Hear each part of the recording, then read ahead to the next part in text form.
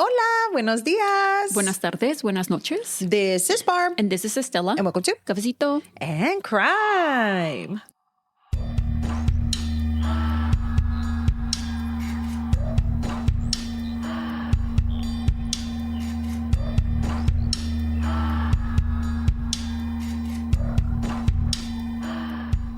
Howdy, partner. How you doing today?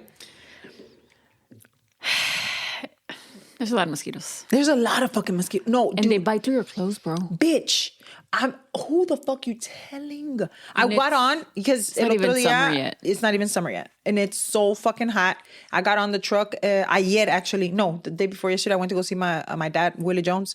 So I got on the truck. And girl, I could hear it. Zzz, and I'm like, what the fuck is that? It was a big ass mosquito. I'm not lying. I think it's a triceratops. I swear. Like they're huge. Why? I don't know. Or is this like a different breed or something? Can somebody I feel like each year that? they get worse. Bitch, they get bigger. And they bite through your clothes. Is that necessary? Like, do you need to bite me through my clothes? I thought I was protected. Am I bothering you? Am I like in your space? Are you that thirsty? That Are you that like, exactly? No, I still gotta do it. I still gotta bite through. Yeah. Through these pants. Yeah. And we've had so the reason that we were out for a few days was because Estella took a trip and then I took a trip. They overlapped a little bit. They overlapped. We didn't mean that to happen. No. But and then by the time we came back, and it was just we weren't gonna have time to record and put out an episode last week. But not only something else happened this weekend, we do have a new member to the Cafecito in Crime fam. Bam! His name is Gojo, our little baby. Right now, Estella's having a hard time because... he's my cat. I got a cat. Oh, yeah. I forgot to say that. I would think that everybody would know it was cat. But Estella got a cat. A kitten. Yes, and he's black and he has blue eyes and he's wearing boots. So it's been a transition for Estella because, No, it's just that I feel bad because the cat, he's so... I took him from the outside and I, obviously took him home, but... Like he's having like a hard time adjusting. So I feel bad that he's scared, of his new surroundings. But we don't care. I mean, I don't. Estella does. Okay. Well, I just feel like because he's going to have such a good life. No, I know that. But he's not going to be an always inside. I know, but I feel bad right now, that he's just like under my dresser or like behind my laundry basket and, just no quería comer. And now, No, he's eating now. Yeah, he's eating now. Está comiendo el compa. Hopefully he's going to be good. En la noche, he's puro pinche party.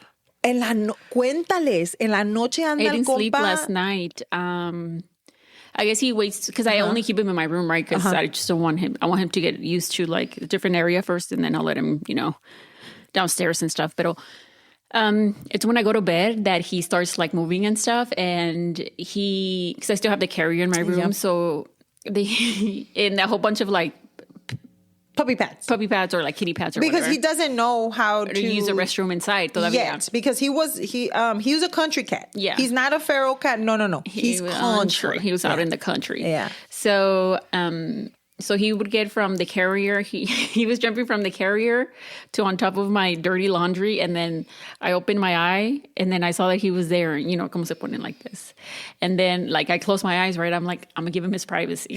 I don't know. I think it was like midnight or something, and then I heard something, and then he was right next to my night table, like next to me on my lamp, and then I lifted up and I saw him, and he saw that I saw him. Y se dio una pinche clavado to the floor. He was like, oh shit, she saw me. She saw me. No, but the thing is, now he's noticing. Like I tell Estella, I'm so excited for her because now he's noticing her in the space. Yeah. So now he's paying attention to that because the fact that he looked at you and was like, oh shit. She saw me. Let me run.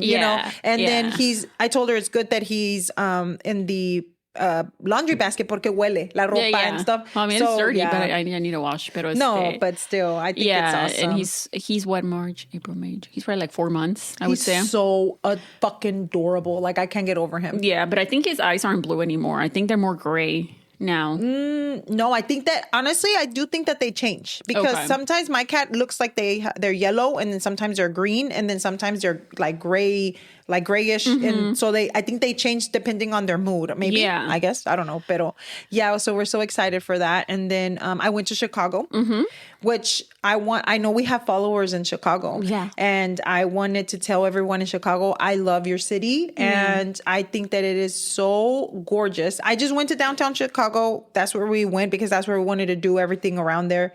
Like mind you, I found out it's not a bean, it's a cloud. Right. The bean is not a bean. It's a cloud. And so, and then there's just so much stuff going on. And, there was a lot of people because it was the Memorial Day weekend.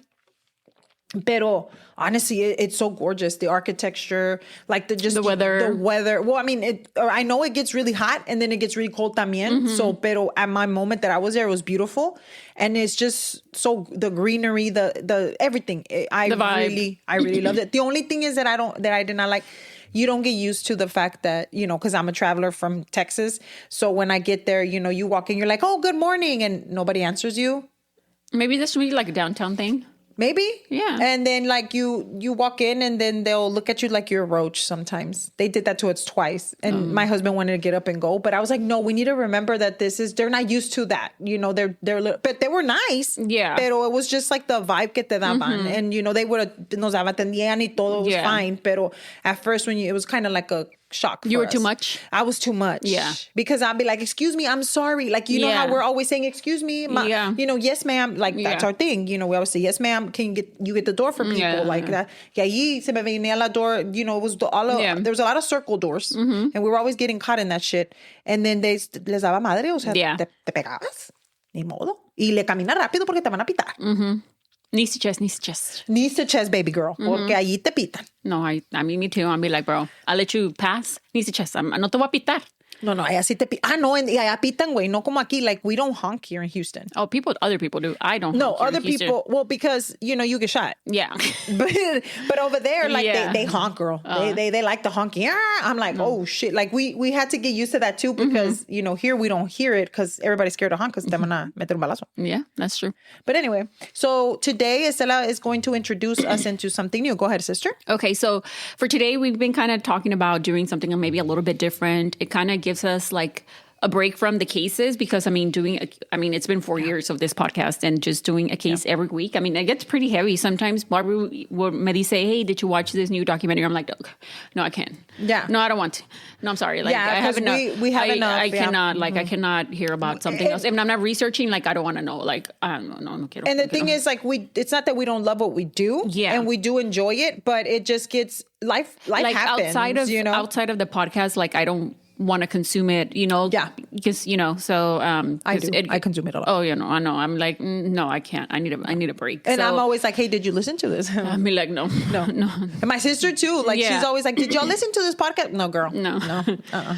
So I was telling Barbie, I was like, hey, what if we just kind of read certain, like, weird, true crimey, like, maybe even something just creepy stories off Reddit. And we're kind of working on a name for the segment.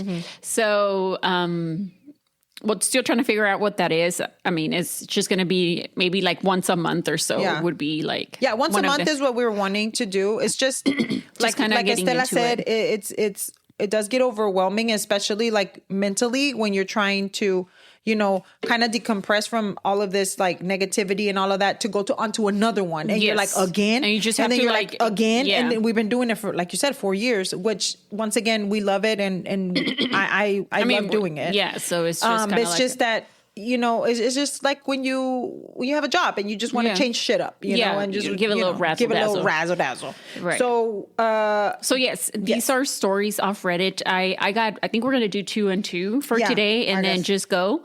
And then, And so I've never, and I'm going to be honest, I've never been on Reddit. I've never read anything on Reddit.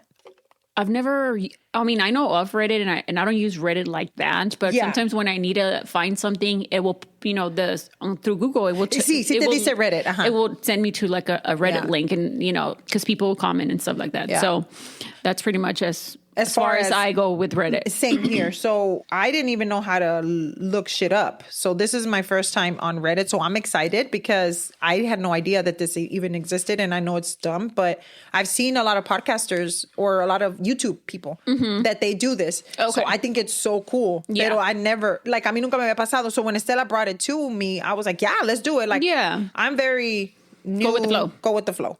So if you would like to listen to Reddit stories, mind you, we also wanted to let you guys know we kind of want help with the name and see what you guys think. So we're going to... I think for right now, we're just going to call it Reddit stories, maybe for this first episode, and then we'll post it once they hear it, and then we'll come up with options and we'll put like a little poll on Instagram. So we're going to put a poll. So we want our listeners to kind of be involved. That's also something we want to kind of start doing is getting everyone involved. So we want to do that. So if you would like to listen to these Reddit post stories, then go ahead and grab your cafecitos. And let's get started. So my first, the first Reddit story that I'm going to read, it's from 6 years ago. And the OP is S Banyan 75. Okay. Can you tell people what OP means for people that don't know? Oh, original poster? Okay. I think. Okay. So this story is called Psycho Former Friend from High School Planned to Kill Me Because She Was Insane About a Boy.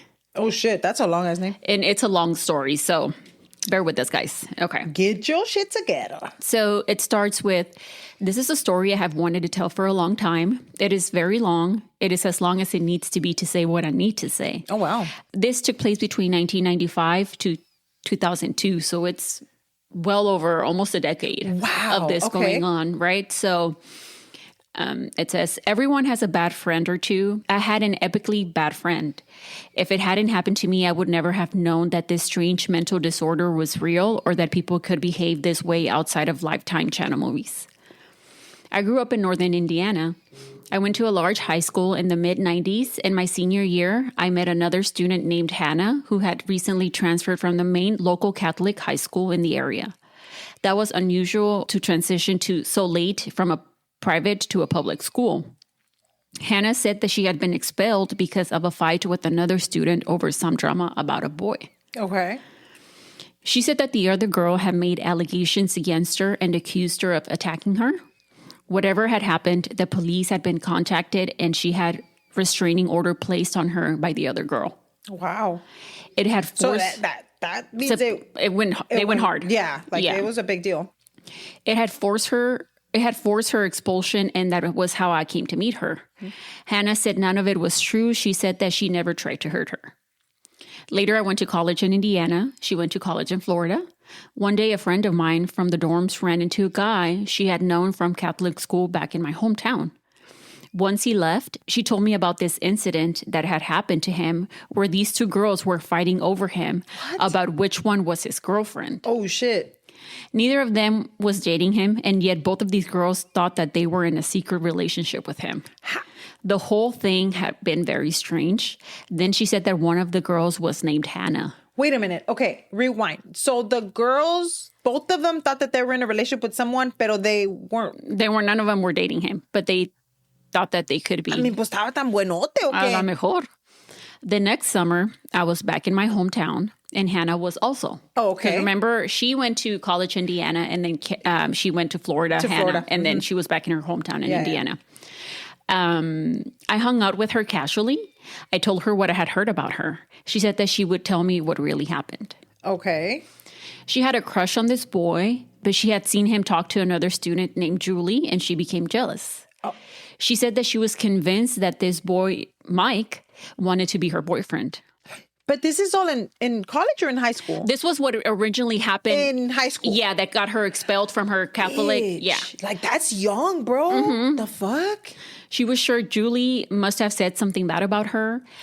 Hannah said Julie was popular and pretty and a cheerleader, and she hated everything about her. Oh. So she decided she would try to see if she could push her to commit suicide. What the fuck? Hannah said it hadn't worked, but that she had a nervous breakdown. I asked her what she had done. What? So remember, this kind of, it's from 1995 to 2002, so it goes through those years. So. And then also, I don't know if everybody knows this, but these are stories that actually happened. Right, so right. This is something that somebody literally went through. Yeah. We went back to Hannah's house up in her bedroom. She pulled something from the back of her closet. It was a set of books. Okay. One was a book on how to use dirty, Wow. Dirty? Not the dirty. how to use dirty tricks to get revenge on people. And one was a book with the cartoon character on the front pulling their hair out. And it said in big letters, gaslighting, exclamation point. Okay. But this is back in 95, por decir, no? Late 90s, let's say, through So right now, right? gaslighting y todo eso casi no, like people wouldn't know that. Right. She said, here it says, I know it's a common phrase now, but back in 1995, I had never heard of it. I asked Hannah what the book was about, and she said it was about how to drive someone crazy. What the fuck? She said it was simple. You just make them believe things aren't really true or that things they think are real never happened. Dude, I'm sitting here with my mouth open, dude. She told me that what she really did to Julie a couple of years back in high school. What the fuck? Because remember, when they first met, she said that all that happened was not true. Yeah. So she had pretended to be friends with her. Mm-hmm. She got her phone number, and then she had started making these anonymous phone calls to her. This would have been way before cell phones were common. She had a friend from her church who had a crush on her, and she would trade sexual favors with him in exchange for him pretending to be Mike on the phone. What the hell? She went that far? You remember who Mike is, right, from the story? Yeah. The boy that they fought thought over. that they were, yeah. He would get a blowjob for every time he did this for Hannah. Okay. Fake Mike would tell Julie not to talk in school so that they could keep things private. Okay. But he was trying to basically so that nobody knew that they were together. But they're not, because this is a fake guy. Yeah. Hannah would put notes in her locker and sign Mike's name to them. Fake Mike would make plans to meet Julie at the mall or the movies and then never show up. Wow. It sounds very stupid, but they would have been 14 or 15-year-old girls when this happened. But that's a lot, dude. That's a lot for a teenager. Yes. Hannah said that she had done something really embarrassing, but that it had worked. She had a mixtape, and she would whisper nasty little phrases like, quote, you want to die? Or, quote, you should kill yourself. Like the ¿cómo se le llama cuando they would do that shit? ¿Cómo se le llama? Fuck. Under the music, ¿cómo se llamaba? Fuck, ¿cómo se llamaba? Okay, keep going, because I'm going to know what like, subliminal messages. Oh, okay. Subliminal messages, yeah. Because antes decían que la música de Gloria Trevi tenía subliminal messages, Yeah. ¿te acuerdas? Que if you would play it backwards, que según, I know I'm old, pero que según, if you would play the record backwards, it would say like demons and shit. Oh, también te acuerdas esa song, Acereje? Yeah. Supposedly that was like a chant to the devil or something. Yeah. Or brujería. Pero that's what Don Francisco said. Because you were, supposedly it was like you were saying these words backwards, Yeah. and that's what it was. Or Yeah, whatever. and it was actually not even close to that. Yeah. But anyway. She had a mixtape, and she would whisper nasty little phrases like, you want to die or you should kill yourself between songs, and had played it in her bedroom when Julie was over. Obviously, she commented on it, and Hannah sat there with a straight face and said that she hadn't heard anything and had no idea what she was talking about. La estaba volviendo loca, güey. Sí. No mames. She had set it up with her brother earlier and had asked him to help her play a prank on her friend. He came into her bedroom and said he couldn't hear anything, and turned around and told Julie that she must be crazy and hearing things. Dude, she's an evil person. Yeah. This woman or this girl at this point, she's fucking evil, dude. She's like 15. Dude, that's fucking evil. Julie's parents decided to confront this boy and his family about his behavior towards their daughter. He had no idea what was going on because her parents had confronted this boy. Mike, or yeah, whatever. the real one. Yeah. This boy about something he was never doing. Julie had been publicly humiliated at her high school, and everyone was talking about how she was crazy. Hannah loved every bit of it until Julie's parents got their phone bill and decided to give it a good look. Mm-hmm. Yeah, because back in the day, if nobody knows this, but I mean, there was no caller ID. No, but you used to get at the end of the month, te daban el recap of all the phone numbers that called. I mean, you can even do that now when you ask Pues from sí, your güey, cell phone. pero I mean, who do you think is listening to us? Gen Z? No. You never know, bitch. I guess it open-minded. Mike had not been calling their house, but somebody had been. They had numerous anonymous phone calls. They checked it out and found out they were all coming from Hannah's home phone number. Okay. Julie confronted confronted Hannah about it at school, and that was when something violent happened between the two of them in the stairwell. Julie said Hannah had started screaming at her that Mike was her secret boyfriend. The fuck? Hannah was very angry about that. She said Julie made the part up to try to get back at her and embarrass her for what she had done. She said Julie was exaggerating about what happened in the stairwell and it had been an accident. She said that she never tried to push her over the railing. She had merely bumped into her. Oh, wow. Yeah. Con permiso. Hannah wasn't embarrassed about it. She was proud of it. Wow. The only thing that upset her was that she had been caught. But she said that... No, because ella la quería matar, güey. It sounds it, yeah. That was her goal. But she said that most of the people at her Catholic school still thought that Julie was crazy, so she considered it something of a victory. Wow. Hannah didn't have anything to say in her defense, just that when she liked a boy, she would do anything to be with them. Oh, wow. That summer, Hannah started dating a new guy named Derek. Every time I saw her, she told me tales about their wild and crazy sex life and how much he was in love with her.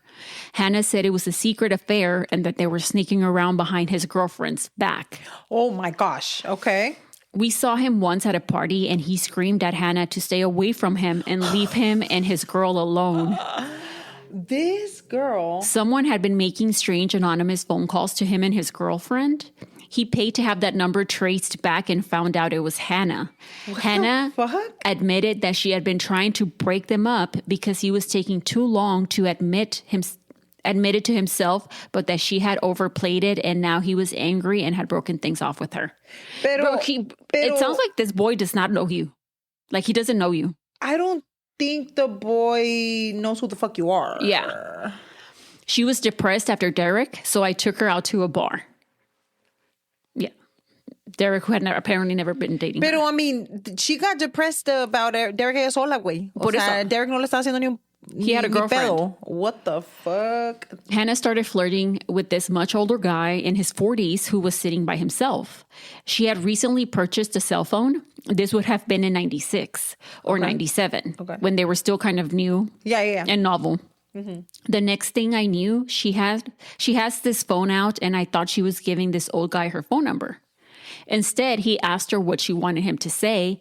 She typed a phone number in, handed the guy her phone, and he made disgusting comments to whoever answered about how he was having sex with this guy's girlfriend and commenting on what a whore she was. Oh my gosh. He hung up and started laughing and handed the phone back to Hannah. Hannah gave him a $20 bill and said that the girl was a bitch and deserved it for stealing her boyfriend. She was paying complete strangers to anonymously call people she hated on her cell phone and recite some prearranged script to spread rumors about them. Wow. How is this girl still sitting there watching Hannah do this? Like, yo ya la hubiera mandado a la verga. Yeah. I would be like, you know what, girl? I'm scared. You know what, girl? You know what? My mama's calling me. I gotta go. I don't have a cell phone, but I know she's calling. She's calling. She's calling the bar. No. Me mandó un pájaro, güey. No, sea, antes, they used to do that, right? Yeah, they used to call the bar. Or the restaurant or whatever. Mm-hmm. I ran into a mutual friend later in the summer and mentioned that Derek had broken things off with Hannah. She gave me a very funny look and said that maybe there had never been any relationship to break off. Yeah. Right? Maybe esta muchacha, the OP, really believed Hannah because they were friends. Maybe because she was trying to give her the benefit of the doubt. Yes. Pero it sounds like, I don't know, girl. A year later, we were both temporarily living back with our parents and sort of adrift. Mm-hmm. Hannah had been kicked out of her dorm over an accusation made by another student and never completed her degree. She had started hanging out with some old friends from high school. One of those former high school friends was a young woman named Kelly who Hannah had been pretty good friends with. Something had happened between the two of them because Hannah went on and on about how much she hated her. Damn. It had something to do with Kelly's new boyfriend, Dan. Okay, so to recap, this girl is boy crazy, number one. And number two, she's not well. She's not well. Not only that, but she's boy crazy sola, güey. Yeah. O sea, the boys are not reciprocating what she feels. Yeah. And so ella sola se hace como inventions en la cabeza, me imagino. Yeah. But then she actually does something about her. Like, she's like rude and mean. Yeah. It had some, okay. Hannah insisted that she was using him in some bizarre plot to make another man jealous and was worried that she would hurt him because she had found out about an STD that she had. What the hell? She's talking about Kelly, right? Yeah. I drove by her house one night and there were 2 police cars out front. No way. I went home and called her. She said she couldn't talk. I went over and saw her the next day. I thought that their house had been robbed or something. No, the police had been there to talk to her about an incident that had been reported. Hannah was upset. She said that she had to tell the police that she had smoked weed and had gotten high because Kelly had made an accusation against her. Hannah said it was an accident and a misunderstanding. Hannah swore she hadn't been trying to hurt her. Okay, so this is the second time that you say this, Hannah. The day after Hannah told me about how much she hated Kelly, apparently she had called her up and said she wanted to talk to her about something. Okay. She and another friend had shown up, and the 3 of them had gone out to some local overlook to smoke a joint. The other girl waited down below for the 2 of them to talk privately. Hannah had asked Kelly to look at something, and when she turned back, Kelly said Hannah grabbed her and tried to push her off the ledge. Son of a bitch. They were about 100 feet up in the air, and she would most likely have been killed by the fall. Kelly said that they fought back and forth. She regained... No, porque she was like, no me voy a dejar que me avientes, puta. No, pues no, imagínate. ¿Te imaginas? Lo bueno es que she como que agarró la onda, güey. Porque si no, sí. O sea, when sometimes I feel like when you're in shock, you would kind of just let it go and you don't react, right? You're Pero at least she, luego she started fighting back, you know? She regained her balance and took off screaming about what Hannah had tried to do. Hannah said it was all a misunderstanding. It was an accident. She had been trying to show her something, but then she had lost her balance because she was high from the marijuana and had grabbed Kelly. Why do you say marijuana like that? Marijuana?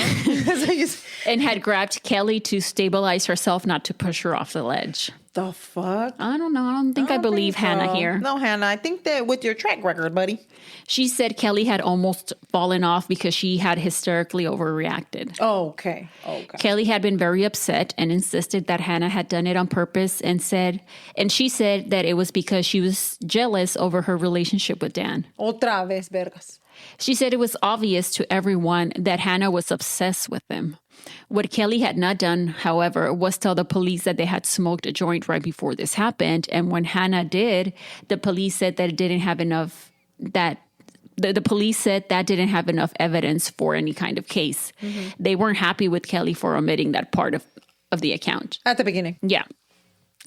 That was it for Hannah and most of her high school friends, or at least for a couple of years. Okay. Kelly stuck to her version of what happened and her friends sided with her. People began talking about the strange rumors that had followed Hannah around since high school. I thought it was suspicious, but I couldn't bring myself to believe that she tried to kill another woman. I thought that sort of thing only happened in the movies, not small towns in Indiana. True. I did not, however, want to be friends with her. She was an embarrassment to be around. Absolutely. Well, not maybe like you're just not happy about it. No, like I'd be scared. Exactly. I was about to say not an embarrassment. I'd be like, you're gonna kill me, bitch. I'm fearing for my life. Not only that, but you probably want my man's, and you can. Yeah. Even though I don't have one, but I know you're gonna want one. You're gonna want one that's in the future. That's not there. You want it. Yeah. She had almost no friends left in town at that point. She called me up to tell me she had decided she needed a change and that she was going to pursue a different career and move to Minneapolis to make that happen. She needed to go to the doctor. She moved in 1998, and I honestly thought I would never see her again. I wish I hadn't. Oh, shit. She came back. She called me about a year and a half later.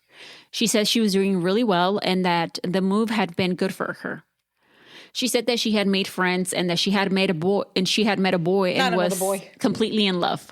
Oh, shit. She said this was the guy that she was going to marry. His name was Dan, and she told me that he was the guy that had gotten her interested in punk rock and heroin. Not the heroin. No, hombre, de por si anda media loca y loco. No, ay, no. I kind of paused when she said that. I wasn't any kind of angel in my 20s, but I never even dabbed in hard stuff like that, and it didn't sound very good. Hannah insisted it wasn't a habit. She said it was amazing and easy to control as long as you were careful. Oh, really? I think that's what everybody says. Especially back in that time? Yeah. Yeah. This was a complete change in lifestyle and scene. Before this, she had been something of a hippie chic, but that was all gone now. At that point, her life revolved around hair, punk rock, heroin, and Dan. Okay. Hair, punk rock. That's a little weird of a mix, but okay, girl. One of these does not belong. Yes, one of these is kind of like one thing is not. I would have been like, Estela, I'm just having the great life. I'm just into heroin. Like, what the fuck? Like, I'm just into like some hair. Yeah, some hair, rock. heroin, punk rock. My man's. Simple stuff. She wanted to come back for a visit. I'll be like, absolutely not. I don't live in the state anymore. I moved to Alaska, le hubiera dicho. We went to the mall and she stopped at a kiosk and said she wanted to buy a cell phone. Okay. She lived 8 hours away in a completely different state with a completely different area code. We got into a small argument about it. Back in 2000, now it's 2000, cell phones were purchased and billed from your local area code, and you paid through the nose if you were roaming. Remember roaming? Yeah. Hannah said to just drop it because she had done her research and it would be fine. Okay. She bought the phone and listed her boyfriend, Dan, as the main user on the registration. Girl, like, I don't understand how Kelly... What's the OP? I don't know. Well, what's her name again? I mean, the OP? Or original, okay? Publisher or original? Poster. OP. So I just don't understand at what time is the OP going to be like, peace out, bitch, you scare me. Like, that's all. I'm just waiting for this story to go there. Please. She left and I noticed she had left her curling iron behind, and I thought that I would surprise her by calling her new cell phone, right? Like, I'm going to be the first caller to your new cell phone, She had set it up at my house and I got the number from the caller ID. No one picked up. Instead, it went to an answering machine for Dan. Okay. Mind you, she just got the phone. Right. The same Dan that had been dating Kelly years earlier, and the same Dan that Hannah had been accused of being obsessed with. No, ma'am. There was no doubt about who it was. I hung up and I wondered what she had lied to me about who her boyfriend really was. And the thing is that even her boyfriend, bitch? Like, for real, Like, are they really dating? Yeah, because ella te hizo una cosa and based on her track record. Yeah. Things. What if that guy is like, I don't even know who the fuck you are? I mean, I know who you are, but we're not together. Yeah, we weren't together then and we're not together now. Like, you know what I mean? Like, that's crazy to me. A couple of minutes later, Hannah called me back on her original cell phone. She played it off as a coincidence that I had just called that other number. She said that she had run into hometown Dan and his friends and he had lost his cell phone, so Hannah had done him a favor and given him the one that she had just purchased. What? This is too much. I don't know. No, but how do you run into somebody that you knew or know and they're like, oh, lost my cell phone. Oh, here, you can have the one that I just got today. No, that doesn't happen that way. Right. I would have been like, bitch. You got money. Yeah. I'll be like, bitch, you better go find it. Yeah. Too bad. Too bad. So say bye. I said how strange it was that she would buy a phone for her boyfriend, Dan, only to run into someone else with the same name and give it away instead. Dan's real name is very common, probably one of the most common names for men in my generation. And Hannah joked about how many other different people she knew with that exact same name. Wow. A couple of months later, she called. She wanted to visit again in the summer. I know, fuck no. No. Bro, ¿y por qué la contesta. OP le contesta? Like, please, por favor, hazme el favor. No matter what she said about being in control of the heroin use, it was very obvious that it had become a full-fledged habit. Yeah. Things had taken a turn in her life. Her boyfriend, Dan, had moved to Chicago. According to her. Not Chicago, Chi-Town. Hannah said that he was still in love with her. And they were still together, but that something had happened with his ex-girlfriend and they were taking a break and only seeing one another privately.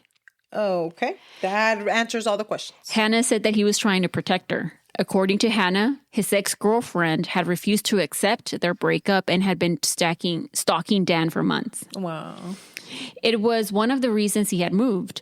She had taken an overdose of heroin and had tried to commit suicide when she found out that Hannah and Dan were together. That was the reason that they had decided that they had to keep their relationship a secret. That's why Hannah was really in town. He was going to be coming later to join her, and they had set up a get-together. I'm be like, I'll be scared. I'm like, absolutely not. I don't understand why our girl here is even still entertaining the fact. I would have been like, I lost your phone. I have no idea who you are. I don't have caller ID anymore. I don't answer. I don't phone calls answer. not saved. I wanted to meet him, but Hannah said he wouldn't act like her boyfriend when other people were around. I wonder why, bitch. No, but I mean, you're their close friend. I wonder why. No, espérame, but this is your close friend, right? You guys have been knowing each other, let's say, since 1995. Why, if you guys are, let's say, just privately dating, why wouldn't he act like that? I mean, I guess they were going to set up a get-together, so I guess it wouldn't just be OP. I'm sorry, pero... Okay. Wow. She said, I started to question her. She got angry and said that she wouldn't let me meet him because I wouldn't understand the relationship. We got into a fight. I ordered her out of my house and made it clear that I wanted nothing to do with her. Okay. Finally. Her mother called me about a year later. Oh, shit. She said that Hannah was living with them in Atlanta because something very bad had happened in Minneapolis. Okay. Hannah didn't have any friends left. Her mother straight up begged me to please forgive so she could have someone to talk to. She said Hannah had spent 3 months in rehab and was off the heroin, but emotionally not doing well. She said that she had to make a trip back to Minneapolis to take care of some things and pick up some of her stuff. Her mother was worried that being back there and around her old friends would trigger her to want to use again. She said that it was very important that Hannah not relapse. If she did, the consequences would be severe. She wanted me to go with her. I said I would. Well, I mean, she's just trying to be nice. She's a good friend. Yeah, because I'd be scared. Yeah. Hannah wouldn't tell me what happened. She just said that someone had almost died and it had been an accident, but it had been still her fault. Otra vez. She drove into town to pick me up for our trip up to Minneapolis, but said we had to stop somewhere first. La va a matar, güey. We went to the old bar downtown that we used to hang out in when she lived in town. She said that she had to meet someone. Some young woman walked in and Hannah walked over and hugged her and started crying. She was apologizing all over the place and kept telling her she needed her to realize that it had been an accident. The woman said she forgave her, but that her life had been difficult since what happened and she could not have anything to do with Hannah anymore and could no longer be friends with her. Hannah asked if she had ever spoken to her ex-boyfriend and had a chance to work things out with him. She said no. He was mad at her and he refused to talk to her. Hannah said he had a new cell phone and she gave her the number just in case she changed her mind and wanted to get a hold of him. Why? You know what? No te metas, güey. No, pero ¿por qué? ¿Por qué, Dios mío? ¿Por qué estás dándole los numbers? ¿Por qué tienes el number tú? She left. I was sitting there totally confused by what I had just witnessed. Absolutely. I was really uncomfortable with what I heard. Yeah. I asked Hannah if the ex-boyfriend she was talking about was hometown Dan. Yeah. She's like trying to, put the pieces together. Is it hometown Dan? Is it fucking Mike? Who is it? Is it the other Dan? Yeah. How many Dans is there, Mike? She said no, someone else that I had never met. Hannah said that she and her Dan had broken up because he was still using heroin, and she said it was too painful to talk about him. She said it was so painful that when we got up to Minneapolis to please not bring him up. She said her friends knew not to mention him around her, and she asked me not to also. Okay. We got to Minneapolis, and the young woman we were staying with turned out to be one of Hannah's former roommates. That is when I found out what had really happened and what Hannah had been refusing to talk about. It turned out that girl from the bar had been the other roommate, the one that had almost died because of something that Hannah did. What? We settled in, and Hannah said that she could explain what happened a year ago. A year ago. That was the first time I realized this had happened much longer in the past than I thought. The former roommate said that she was happy that Hannah was clean, but she needed her to explain what she had tried to kill the other girl. Those were her words. She wasn't calling it an accident. She said that she was there, she saw it, and Hannah had done that to her on purpose, and she wanted to know why. First of all, hold on. Rewind again. So now they're sitting in this girl's house, in this girl's apartment. The old room. The old roommate. I guess eran tres. Y entonces, why would you even, if you know for certain that she tried to, why would you let her back in your house? Maybe because now she's clean. Okay. Because she went to rehab. Okay. But that's what I bet she wasn't doing drugs when she was doing the other bullshit. Hannah, no está bien. This is what she described. Hannah had a friend from Indiana that had broken up with her boyfriend, Dan. No way. No fucking way, Estela. There's no way. Okay. With her boyfriend Dan, after Hannah had told her that she found out he was cheating on her and had gotten another woman pregnant.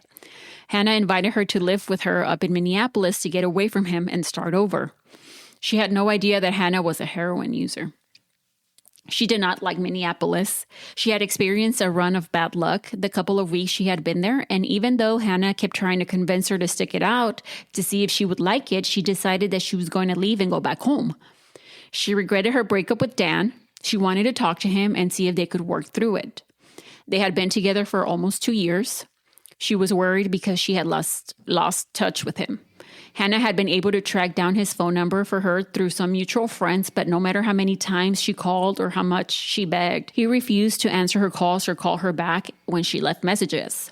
She was upset and told Hannah that she was going to stop by his apartment to see him on her way back to Indiana. Okay. She was supposed to be leaving within a day.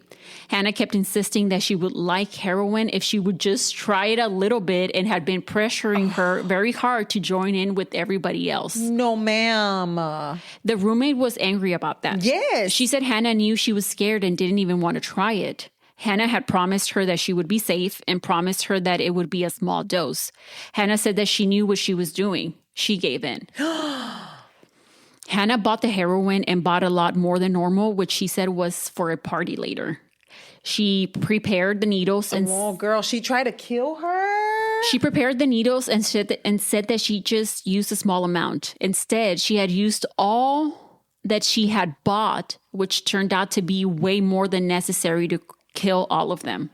The fuck? Hannah had given the girl the injection and she slumped over immediately and stopped breathing. Mind you, this girl has never done heroin drugs. Hannah had then moved on to the other roommate and told her everything was fine in the other room and that she was enjoying herself. She tried to convince her to take her dose, but she wanted to check on the other girl first. Hannah walked over and had an imaginary conversation with the young woman who was completely unconscious and tried to convince the other roommate that she was fine. What the fuck? This is crazy. She went to check on her herself and immediately saw that she wasn't even breathing, panicked and started screaming at Hannah about why she was lying. She ran for the phone. Hannah ran after her. She dialed 911. Hannah grabbed the phone and hung it up. They called back and she said it had been a mistake and they were fine. Hannah wouldn't let her near the phone and kept trying to tell her that she was being hysterical and that everything was okay. Hannah tried to pin her down and force the needle on her. No, ma'am. And she fought back. And why is Hannah not in the jail? And she fought back and ran out of the apartment and down the hall to a neighbor's. They called 911. Bitch. Now she's following people Michael Myers style. When the paramedics got there, the girl was clinically dead. Oh my gosh. No mames. They worked on her and got a heartbeat and transferred her to the local hospital in a comatose state. She lived, but for a while it wasn't clear if she would pull through. Hannah told the police that imagine the brain damage, bitch. I know. Hannah told the police that she didn't know why she had done it. I want to ask a question. Why is Hannah not in fucking jail? After talking with the lawyer, she said it was because of heroin psychosis and that she had been temporarily insane at the time. She agreed to a long-term rehab stay and a year of drug testing and probation. After that, the charges against her were dropped. That had been the reason that it was so important Hannah did not relapse. She would have been looking at prison time. Hannah said that it had been a strange temporary hallucination and that had caused her behavior and that she had never meant to hurt her and that the whole thing had been an accident and a misunderstanding. Mm-hmm. The same excuse she always used.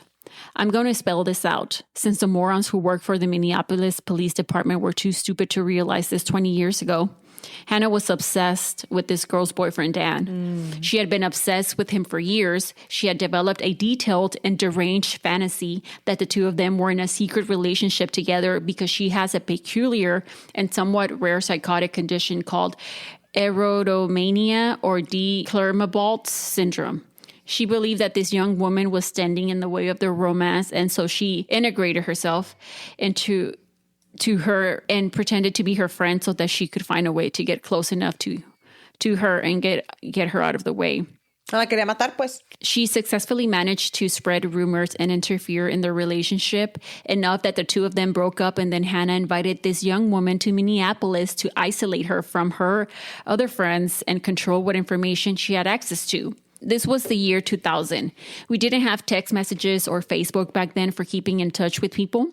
She lulled her into a false sense of friendship and security so that she could manipulate her and get close enough to her.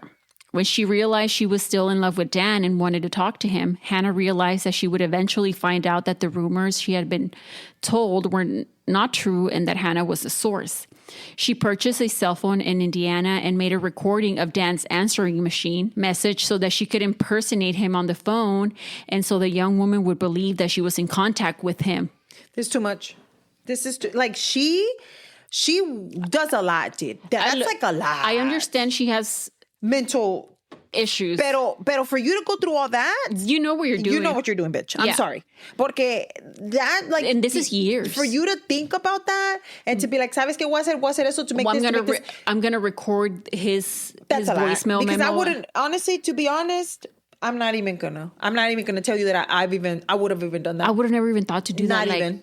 Like you could do that. I'm being serious. Like, I get that she's psycho, whatever. Que digas tú que she has psychosis. Mentally unwell. Well, not that she's psycho, but that she has mental psychosis. Pero that's one thing to another, dude. That sounds like she's like meticulously planning shit. Yeah. And there's no way that somebody that's mentally unstable can do all that shit. She never knew that Dan never received the messages. Hannah was using that to spy on her. When she said that she was going to go back home and show up and see if Dan would talk to her in person, Hannah knew that meant that she would find out she had given her a fake phone number and that she had gone to extreme lengths to prevent her from speaking to him, and it would have been obvious. Wow. Why? She tried to talk to her into trying heroin because she planned on killing her and her other roommate, because that would be a good way to make it appear to be an accident. Yeah. If all three of them, died. Yeah. Hannah was about to have her obsessions with Dan, her delusional beliefs about him, and her bizarre mental disorder exposed, and she knew that. She knew for at least a day or more before the incident, which is why it is clear that her actions were premeditated, as you were just saying. Yeah, there's no way. Because her motive was. All of this would have been remarkably easy to argue out. Remarkably easy to figure out if the police had contacted Dan and if they had taken a good look at Hannah's phone records.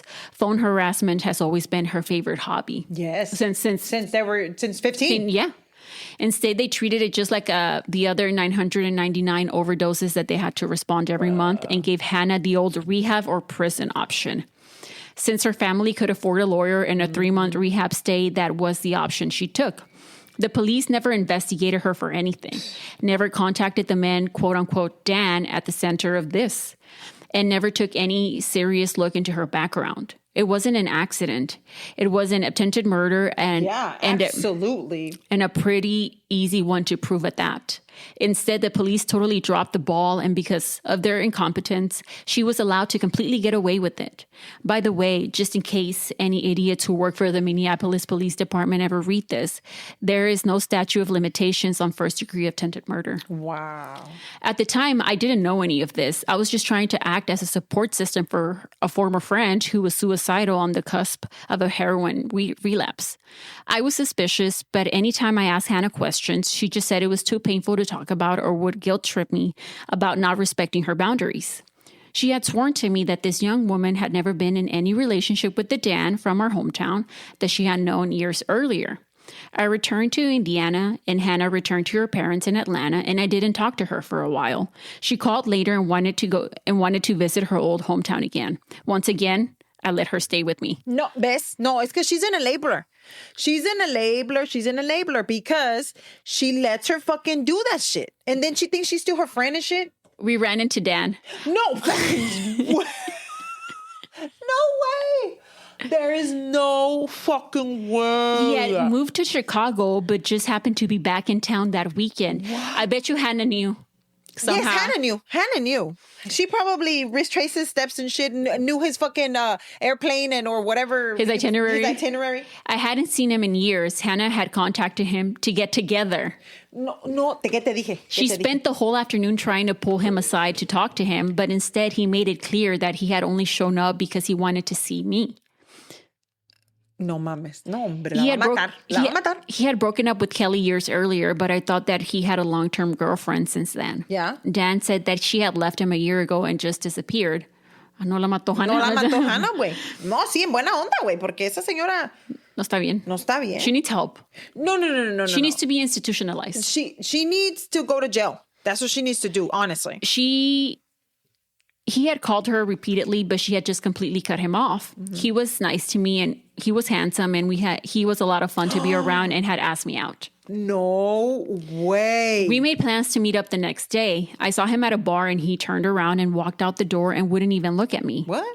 I was upset and confused. Hannah was super sympathetic. She apologized for not telling me that he was what he was like and said that he had this weird thing with lying to girls and playing with their emotions by pretending to like them. It wasn't like I had ever been lied. It wasn't like I had never been lied to by a boy before, but this felt strange. A week later, my student loan came through and I decided to go back to college and finish my degree.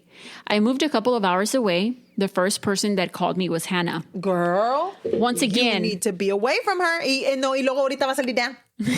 Once again, she wanted to come visit me. No. She insisted that she had gone out and got me quote unquote surprise. No, fuck that surprise. No. And she needed to give it to me in person. Mm-mm. She said that she had something really important to talk to me about. Nope. And that she said that it would sound weird, but she asked me to promise her that I wouldn't tell anyone she was coming to see me. No. I would have called her. To everybody. I would have called the cops. I would have called my mama. Everybody, girl. I would have brought somebody with me. Yeah, hell yeah. Girl, with knives and shit, fucking, girl, I'll shoot you everything up. She said she showed up at my apartment, and when she walked in, the first thing she asked me was if I had told anyone that she would be there. Why are you so worried about it, huh? At first, I said no. She just said that she had something for me and reached into her purse. No, I would have ran. She paused and said that she would just wanted to make sure that no one knew she was there. I was frustrated and I kind of offhanded said that no one besides my mom and best friend. Hannah got furious. She was angry that I had told anyone she would be here and refused to show me what she had brought as a surprise for me. She went and locked it in her glove compartment because she said she didn't want me to snoop in her stuff and find it. She kept saying she wanted to talk about something, but the time wasn't right. She decided to go home early that day. Girl, she's trying to kill you. Girl. Then one day, a couple of weeks later, out of the blue, she just showed up at my doorstep one evening. Ahora ya no le pidió permiso. No, porque dijo, le vas a decir a alguien. Oh, sí es cierto. Yeah, y ella dijo, you're going to tell somebody, so I need to just show up. Yeah. Yeah. Pero ¿cómo no iba a saber that somebody was there with her? Well, I mean, because she was probably watching her, bitch. Yeah. Yeah. I was on the phone with my best friend, who, by the way, went to the same Catholic high school as Hannah, and while not close friends with her, knew who she was. I was talking to her when I saw Hannah walk up to my front door. It was an 8-hour drive from Atlanta to Indiana. I got up and opened the door and still had the phone up to my ear. When I opened it, Hannah had her head down and she had one hand inside her purse. I said her name and she looked up at me and pulled something purple from her purse. Purple? The fuck? She saw I was on the phone and swiveled around and put whatever she had been holding in her hand back in her bag. She was acting very strange and she was shaking hard and she was shaking and I was worried. I asked her to come inside. What? Why? At that point, she's trying to kill you. At that point, I was convinced that she was back on heroin and that had been the secret she had been trying to talk to me about for months. She said that she was upset about a boy and needed to talk to me. Girl. She said that she had something that she wanted to show me and she reached into the purse and pulled out a handgun. ¿Ves? Te dije. La va a matar. It was a purple and black revolver, and I realized from the color that it was what she had pulled from her purse when I had first answered the door. She said that she had been checking to make sure the safety was on, and I was lucky that she hadn't accidentally shot me because I had startled her. Bitch, you came to my house. This is stupid. You came to my house. How did I startle you? You know how there's some stuff that's not... This is not real. That's not real? This is not real. Estela, I mean, it's Reddit. It's on the internet. Everything on the internet is real. First of all, I'm just kidding. But second of all, you know how there's some things that you listen and you're like, this is so crazy that it's stupid? That's exactly what this is. This is stupid. Because it's on top of crazy. Like, ya pasaste crazy. Yeah, out of the stratosphere. Yes. Uh-huh. Yeah. She said that the gun was because she was back on heroin and scared of that part of town she had to go in order to buy it. Why are you pulling it out at my house, brother? I didn't know it back then, but revolvers don't have safeties. Oh, God. She told me about a musician in Atlanta that she had met and that she was frustrated because he had a girlfriend and she hadn't been able to find a way to get him to pay attention to her. She wanted me to tell her this OP here. She needs to go. She wanted me to tell her what I had done to Dan so she could use it on this guy. She told me he was still talking about me months later, and she wanted to know why he was still interested, even though we hadn't talked since the previous summer. Because he ignored the fuck out of her. Remember when she walked into the bar? Yeah. So why is she telling? Why is Hannah telling OP, what did you do? He's still talking about you. Well, he didn't want to talk to me, apparently, at the bar. So why is he, And why are you talking to, where are you getting this information, motherfucker? She's talking to Dan? No, she's not talking to Dan. Dan no quiere hablar con ella. Yeah. She says that from my point of view, he wasn't. He had ghosted me months earlier. Yeah, exactly. Hannah kept insisting that I must have done something to him. It was like she was implying that I had hypnotized him or something ludicrous, and she wanted me to tell her. I clearly explained that I hadn't done anything, and he had ignored me and then never returned my phone calls after I tried calling him. Mm-hmm. She cried and drank for a couple of hours and then turned around and drove 8 hours back to Atlanta in the middle of the night. Just for the record, Hannah was the one who gave me Dan's phone number. Again. After this, something very strange seemed to get set in motion. I got a call from an anonymous number, and when I answered it, it was Hannah, who said someone wanted to talk to me, and she flipped me over to a 3-way call with someone else. It was Dan's roommate and the best friend in Chicago, and he started screaming at me, asking me why I was playing games with Dan and messing with him. What the hell? I'm telling you. Hannah was pretending to be OP. What? Yeah, that's what I'm assuming now. That's what you're assuming? Yeah, Okay. I thought that's what the next thing said. I was like, what? He said that he was going out of his mind and I needed to call him back and stop whatever it was that I had been doing to him. I told him I didn't know what he was talking about. Dan had never called me and I had tried to call him, and then we were disconnected. What? Then another anonymous call that was really Hannah with another 3-way call and another group of boys who started yelling at me and telling me that they would kill me for what I had done to Dan.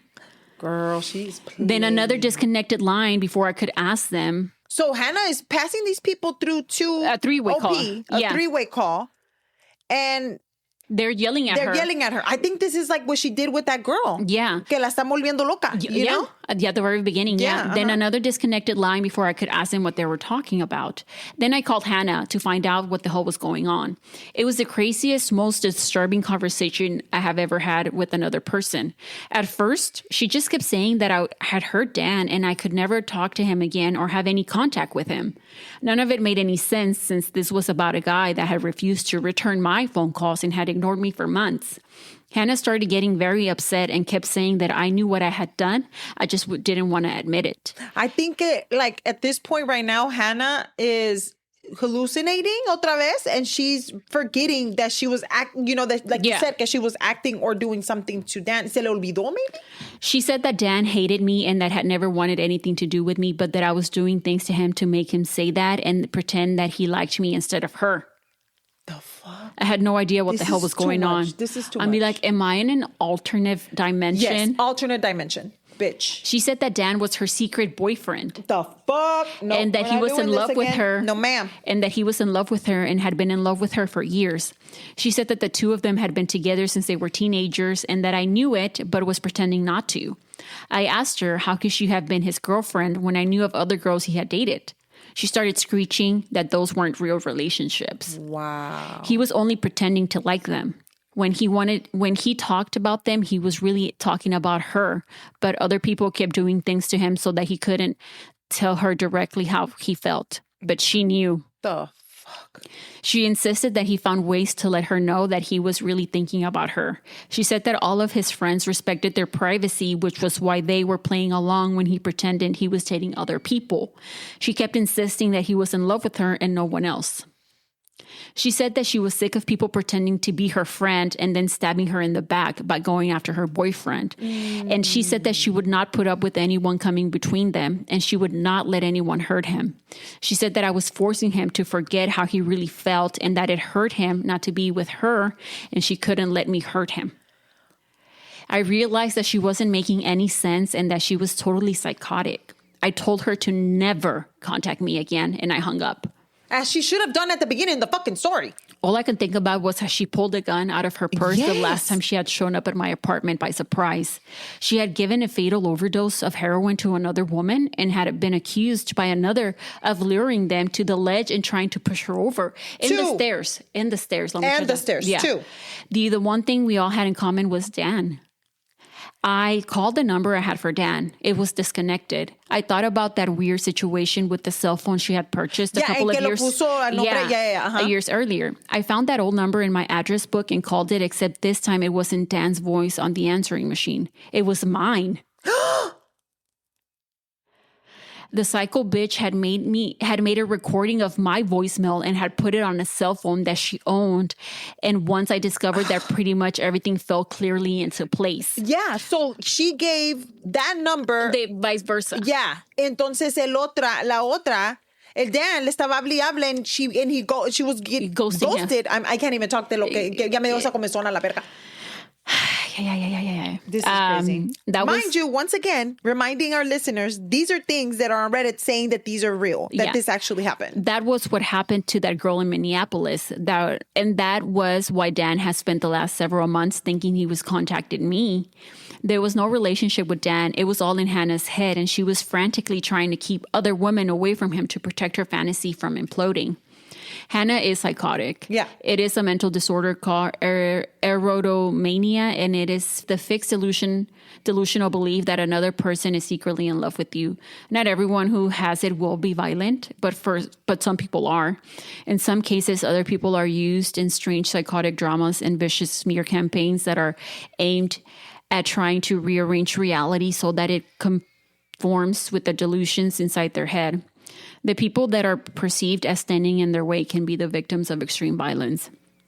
Hannah showed up the next day at my apartment screaming at me to let her in. I would have called 911, bitch. SWAT, the Navy.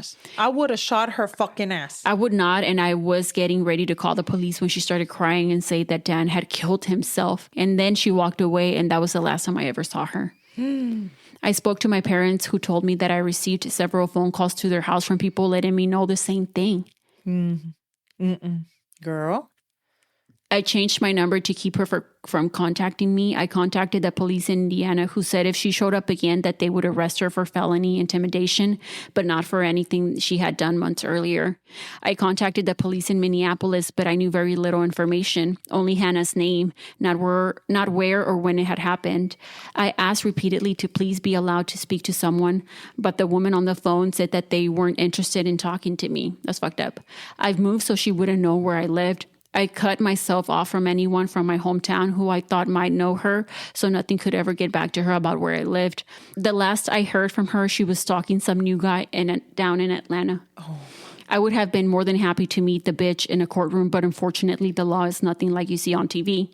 So unless I ever have the privilege of sitting in on her sentencing hearing, Hannah from Indiana, let's not meet again. And that is the end. That's a movie. From who? What is her name? S. Banyan 75. Wow. That was a roller coaster. That's a movie. That's girl. A fucking And I always movie. forget that stuff like this does happen. It happens. I mean, obviously, look at what all the cases that we talk about and shit. So, yeah. Absolutely. It happens. And you know, and I feel like, what the fuck? Yeah. Like, I don't know. You can't even, what do you say about this? No. And obviously, OP is just very forgiving and just trying to give her chances and try to be a friend. She's trying to be a good person and all of this, but this was something that went on for years. From 95 to 02. And not only this person, but everybody out there. I mean, and obviously things were a little bit different back then, you know. Agree. Pero como quiera, if even they were different and you could still... Como se dicen... when notice the red flags. Or whatever, notice the red flags. And not only that, but please, like... You don't know. She didn't owe her anything. Like, she did not have to sit there and that shit's scary. Everything that she did. That is very scary. And especially the fact that she had a gun and then she was like, oh. Multiple times. And she's like, oh, you're lucky that it had the safety and it doesn't even have a safe. No. And then that she came to my door and I startled her. That's right there. Honestly, since the second time that I spoke to the girl, I would have ran. Yeah. But anyway, now we're going to try my side of the story. So the young lady or person's OP. name, the OP's name is Sweet _ Tangerine with 2 eyes. Okay. How long ago did they post it? This was 4 years ago. Okay. And it's called, I don't know if I would have made it out of the woods if I had done what he wanted me to do. Ay, Dios mío. I know, that's scary. Especially with woods and shit. Fuck. I know. Woods are scary. Like they are scary. Even en el día y en la noche, güey. No, en el día sí pasa. No, güey, no pasa. Yeah. So it says, hello, I just came across the subreddit and gosh, some of these are terrifying. She says, I do have a story of something that happened to me from a long while ago. But in hindsight, it was really dumb of me and I feel really terribly dumb now. So I've always been hesitant to tell a lot of people that I know about it, except for my psychiatrist, LOL. And I always apologize for the long post, so it's hard not to hear. There were some other conversations had with this man named John. So this is who, it's in parentheses, it was mostly him talking. But I left some of it out for the length's sake. Mm-hmm. This was a few years ago. It was pretty late, past 1:32 a.m. I was living with this boy who was pretty abusive. Mm-hmm. And he had gotten really jealous at a party where we were earlier that night. Not even an hour after we had gotten home, he tossed me out onto our front porch and locked the door behind me. I was knocking and pleading for him to please let me back inside. I was still wearing what I had worn to the party, and it was freezing out. I wasn't sure what to do. He had my phone, purse, and wallet in the house with him. So I sat on the porch crying. When he turned off the lights, both inside and outside the house. So this motherfucker said, I'm going to turn off the lights. I knew he wasn't going to let me back in. Oh, poor thing. I felt so helpless and cold. I thought about knocking on a neighbor's door, quotation, though he didn't have many. But I had anxiety about waking any of them up and causing trouble for my boyfriend. So instead, I decided I would try to walk to this girlfriend of mine to see if she would let me sleep over. Mm-hmm. Ironically enough, I was walking on Donner Pass Road, so the freezing cold was fitting. But anyway, a little bit into the walk, there was a tall white pickup truck. Tall white pickup truck? Absolutely not. Absolutely not. It was approaching on the opposite side of the road. No. Mind you, we're saying 1:32 o'clock in the morning. Hell no. That I was on. I tried not to make eye contact for obvious reasons, but then I heard the truck stopping and beginning to make a U-turn. Ay, puta madre. And my heart my heart started pounding. I just about froze up, but forced myself to speed walk at least faster. Yeah. The truck pulled up to me and this guy rolled down the window and asked me what I was doing out this late. I told him how I was going to meet my friend at a gas station and that they were expecting me. He sort of smiled and offered me a ride. I said, no, thank you, citing that I shouldn't hitchhike. He told me, well, good. I don't pick up hitchhikers or anyone. You don't look like a hitchhiker, though. You just look like you need some help. He just kept driving next to me while I was speed walking. But wait. She's not on the truck, bitch. No, I know, but I was shitting myself. Like, no, yo ya me cagué. No, it's because like you're trying to play it cool and be smart and not like give any sort of signs that you're in distress or that you're scared, but you also want to be alert at the same time. And Imagine like walking and this motherfucker driving next to you. And then that late. Anyway, so he kept driving next to me and told me I shouldn't think he was a creep. If you say the fact that you say don't think I'm a creep, that makes me think that you're a creep. Or the fact that you're still following me when I already told you that I didn't need your help. And he pulled out what looked like a police badge. Oh no. And he told me he just had gotten off of duty, which is why he was in civilian clothes. Which I want to ask our listeners, because I've heard this a lot. When the police officers are off of duty, do they automatically change their clothes or do they wear the uniform home? I don't know. That's a good question. Anyway, you have people you know. Anyway, so that's why he was out so late. He said he wouldn't mind driving next to me just to make sure I got where I was going safely. I was naive and a bit trusting of his kindness and credentials, in quotations. And when he offered me the ride again, I said that it would be nice because the gas station wasn't that far anyway. Girl, why? He popped open the door for me and I hopped in. The radio was low. It was a little messy. The ashtray was full of cigarettes. There were a lot of newspapers on the passenger floor. On the passenger floor. As I was moving my feet, some papers shuffled, showing a pair of handcuffs. Some coffee cups, empty water bottles, rags, and a highlighter-colored bandana. And some other things. He apologized, saying that it was the truck that he took hunting. But it was super warm, and I didn't mind at all. Mm-hmm. He told me his name was John. He asked why I was scantily dressed without a jacket. And I started to tell him about the party and the fight. But I guess she did it because she got nervous. Yes. And about the fight I had been with my boyfriend. He was super charming and attractive. He even laughed that he could go back and arrest him if I wanted to. I asked him about him, and he told me about his family. He was a young dad, and he had a wife, a daughter, a son, and a dog. And I told him it was like he had the perfect little family. Mm-hmm. And he laughed, and he said certainly he did. Then it had sort of clicked for me to ask him if I could use his phone, but he said no because he had to save his battery. Okay, are you at 2%? Like me making a phone call is not gonna kill your phone. If this is your truck of Work? going to hunt, then wouldn't you think you would have Like a charger? A charger? Yeah. You know, because I know people that hunt, they're out there for hours. Yeah. So you need to have a charger. I'm just saying. We were approaching the gas station and he drove right past Oh, it. no. No, I'm sorry. That's like, does it say what year this was? It was, you said 6 years ago? 3? Yeah. I politely said, "Oh, I think it's this one." But he didn't answer me. Barbie, I would have opened the door and I would have just rolled out of the car. And then you just protect your head because you got to cover yourself like this. Okay. And she just showed me how to cover my face. Okay, guys?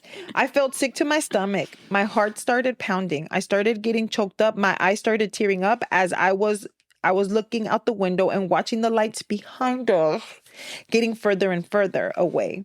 It was hard for me to even speak, but somehow I murmured, asking if he could please turn around, and he ignored me. Whenever I would look at him, he just looked empty eyes and emotionless, totally dead and gazed.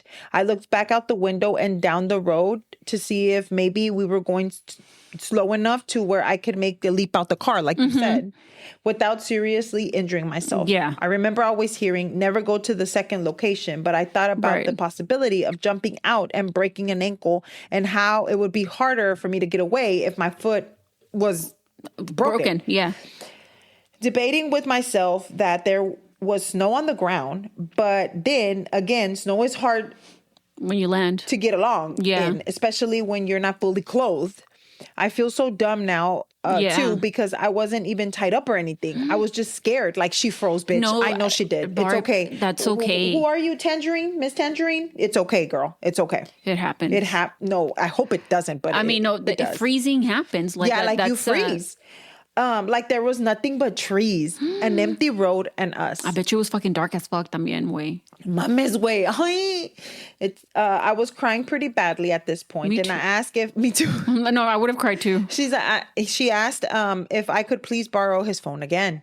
I don't know why I even asked. He then told me to stop talking.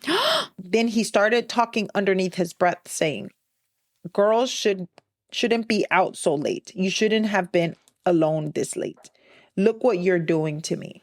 Dressed like a slut." Oh. And other derogatory things. Yes. As he kept saying these terrible things, too many that I can type out here. I wasn't even responding. I was just crying and trying to think past the fear I was feeling. I remember the pair of handcuffs I remember seeing under the papers beneath my feet. So I used that little, I don't know how to describe it, like scoopy motion. I managed to use my foot to scoop the handcuffs up, and I used my heels and toes to push them under the bottom of my seat as far as I could. Yeah. I was thinking of different things I could do to try to help myself, like if we were close enough to, or like pay attention to upcoming lights or structures, if I even made it to them. I could just grab the wheel and cause him to crash into them. Or maybe how if I got lucky enough for a cop to pass us. Yeah. I could grab the wheel and swerve so it would appear like he was a drunk driver and we'd get pulled over. Right. I guiltily thought about the possibility if this man is just having a weird night and how if I did anything, it would hurt him. But I told myself that sort of thinking sort of got me into this mess. So basically she felt like a little bit dumb, like maybe I pobrecito le voy a hacer algo, but it's because at that point, dude, it's like either you or that person. Exactly. And I know, like we were just saying that, it's okay if you freeze, but kind of like she's not back into it. And she was like, okay, I have these handcuffs now. Like I got to figure out, just, peep your eye to see what you can do. What can I do to minimize what's going to happen? Because you kind of already know what he's going to try, right? Yeah. He pulled off the road where there was still woods on both sides of us. On the side of the wooded trees were closer to the road on mine. Then there was a small gap fully covered in thick, I don't know how many feet of snow, but it was a lot. Before the trees thickly picked up maybe 10 to 16 yards away. So there was nothing but snow. Girl, imagine. And then the trees picked up again. Yeah. He turned off the car or the truck and coldly said that there was something wrong with the car and that I needed to get out with him. As he grabbed the keys and was stepping out of the truck, I grabbed onto the center console and cried and pleaded not to make me get out with him because it was too cold. He turned around to my face, his door still open, and shouted to me to get out of the car because we had to go check out the truck bed hatch. I dug my fingernails deeper into the console, thinking my cries of no and head shaking would cause him to maybe come around to my side of the car and drag me out himself. I was crying and said, please, John, I am so cold and scared. I was thinking everything I ever heard. Humanize yourself. Like she was thinking that. Use first names. He stared at me like in a way I can't even describe till this day. I don't even know how to start. He got back in the car and slinked towards my window. Scared he would drag me over the console, he turned off the headlights and everything just looked blue. He stared at the steering wheel for what felt like years before lighting a cigarette and looking out his window and back at me and then back out the window. He heard me shuffle my feet on the newspaper. I was just adjusting my legs, but while still staring out his window, he told me if I thought about running. He said he had a quick way to get me where he wanted me. Me dio como escalofrío. And oddly enough, I was sort of thinking of running minutes before that, but reasoned that if he wanted me out of the car, then I should definitely stay in the car. Otherwise, he could chase me or shoot me. In case he had hunting rifles in the back, right? I didn't dare look at him. I'm glad I was right. I think that at that point, I sort of hit some sort of bottom of the reserve. And instead of panic, there was numbness and exhaustion. There was still an occasional hot tear or two coming down, but I just remember being numb. I talked to a psychiatrist about the sort of thing that he thinks it just came from my ex-boyfriend giving me PTSD. So she already had, I guess, gone through something like that. It was dead quiet, but I finally barely audibly told him that my friend was still waiting for me and asked about his wife and children. And he flatly said he didn't have a wife or children and that his house was empty. I asked him what he was thinking about, and he said, I'm thinking of what to do with you. Oh my God. He didn't say it angrily. He just said it flatly and coldly, which sort of scared me even more. Right. I did start getting worked back up to cry at that point, and he told me, don't cry, and turned the car on, offering me some heat. I just cried and said I wanted to go home. Eventually, he started driving and kept driving until we were approaching a gas station. I was gauging the right time to reach for the wheel, but before I could, he started slowing down. While pulling up, he told me not to tell anyone or he would find me. Then he told me all he was doing was teaching me a lesson, not to hitchhike with strangers. He was almost coming to a complete stop when he told me to get out before he changes his mind. Yes, girl. Before he could even get another look at me to assess my understanding, I was already I was already out of the truck and sprinting towards the gas station. The panic was overwhelming me, but then I stopped and remembered to try to see his license plate. I turned around, but only caught the blur of the last 3 numbers as he was driving off. I ran inside and asked the clerk behind the counter to please call the police. I waited until the officer got there. I'll be honest, I was a little scared it will be John. My fears melted away when the new face policeman got there. I gave him the description of John, his appearance, the vehicle color, type, and parts of the license plate I had caught while trying to see them. The fact that he said he was an off-duty cop, just basically anything I could remember. Right. I asked him if he could look at a camera, and the officer disappeared in the back for a little bit and came back out saying that there was nothing on them. I asked if I would be able to look, and the other officers said no and asked me if I didn't trust him. And I told him, of course I did. The officer gave me a ride to my friends, lecturing me for hitchhiking consistently, of him repeatedly asking if I knew who Ted Bundy was. Yeah. And of course I knew. I was just naive to think it could never happen to me. And I was desperate for some warmth. Right. I never heard anything back from the report that I would made or anything. So I would try to follow up each time, and they never got back to me. Aside from this one time, I was told that my case number didn't exist. But that didn't stop me from trying to follow up. Throughout the months and years, I asked my friends whose home I slept over the night that happened if she had ever heard of any weirdness or anything since that incident had happened to me or anyone up there. And she always says no. So I sort of let it go and tried to tell myself that maybe he actually was just trying to teach me a lesson or something. I mean, I definitely never hitchhiked again. So if it was a lesson, it certainly worked.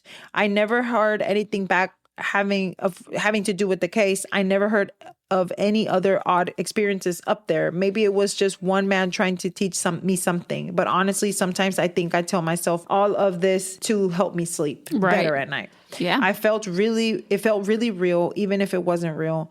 I'm really glad I didn't get out of that car in the woods that night. And also, this has been super therapeutic to let it out. So thank you so much for letting me post it here. There was an edit. It says, I'm not really the biggest fan of few of you trying. Oh, apparently it says, I'm not really a biggest fan of the few of you that have been trying to inbox me saying you're John. So if you could maybe not, that would be super neat. Thank you. Oh my, why do people do that? The fuck? Wow. No, that man was going to do something to her. I don't know if it was her when she was like, did she call him John in that moment? And he's like, is that even his name, first of all? Probably was not his name. He probably was not a cop estelar. Oh, absolutely not. Not only that, the fact that he was like, yeah, I have a family, but then she was like, and a dog, 2 kids. And then his composure changed. That's psychopath fucking shit, you know? That's crazy. I mean, she got whatever. No, do you think the police even believed her? Honestly. I don't know. Miss Tangerine, I am so sorry that happened to you. That's sweet Tangerine. so scary. That is so scary. And the fact that she feels like she never could close that chapter because they never listened to her. Or she says, or she said that, she tells herself that it was just a lesson. She was just like, okay, this is just to try to cope with that. And the fact that she's still going to therapy for it. Dude, that's crazy. Dios sabe lo que le iba a pasar a la muchacha. You never know. You never know. But so, yeah, that's it for Cafecito and Crime's first Reddit stories that is still going to be... Reddit stories that we read. I don't know. We got to find something to name this segment. Mm-hmm. Let us know what you think. Yeah, let us know what you think. We really want to know. Feedback. I know that we're always telling you, please let us know. And we do get a lot of people that do, message us. But it would be so helpful because we want to know if this is good or not. Yeah. I know my story ran over, so I'll try to find shorter ones so we can do 2 or 2. No, but so let us know what you think. If you don't mind, if you would like to follow us on Instagram, you can at Cafecito and Crime Pod. And if you would like to download our episodes, leave us a review and or rate us. We would really appreciate it. Thank you so much. And we will talk to you in the next one. Bye. Bye.